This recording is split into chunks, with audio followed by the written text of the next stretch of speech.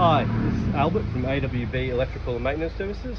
Just here, just helping out the final prep on a boat, installing the water, just waiting on the props.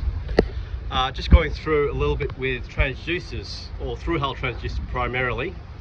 This can apply to transom mount. Main thing is when you're doing transducers on boats, you've got to take to note things like obstacles like these C strainer inlets, HF plates, other transducers, so forth. So when you're looking down, obstacles and that, and even things like these chime lines. This transducer is a very good example of it. This transducer was installed in the wrong spot. So what happens is when the boat's sitting there doing about 8 knots, or up to about 8 knots, it's fine. As soon as you start going up above 10, 12 knots, the signal just goes to basically absolute mess, because it's picking up all the disturbance from this chime line here. Part of the reason it was placed here was because to drill this out was quite hard because it's underneath the battery box. So that wasn't going to really happen, and the owner wasn't prepared to do that.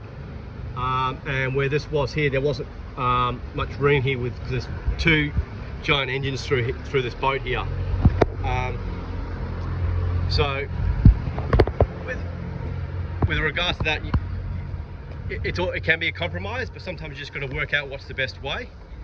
I suppose on this other side here,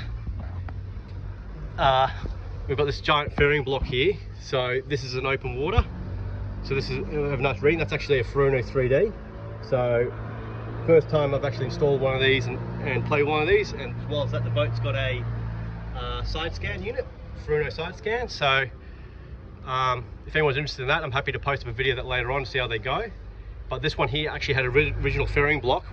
We actually cut it off and then re-put this in the same spot, so there wasn't going to be 2 fairing blocks here.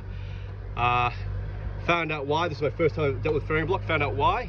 It took us a day and a half to cut the old one off, re-drill the hole for the correct size, and then reinstall this one. So it's a lot of work to do it right. So apart from that, have a good one.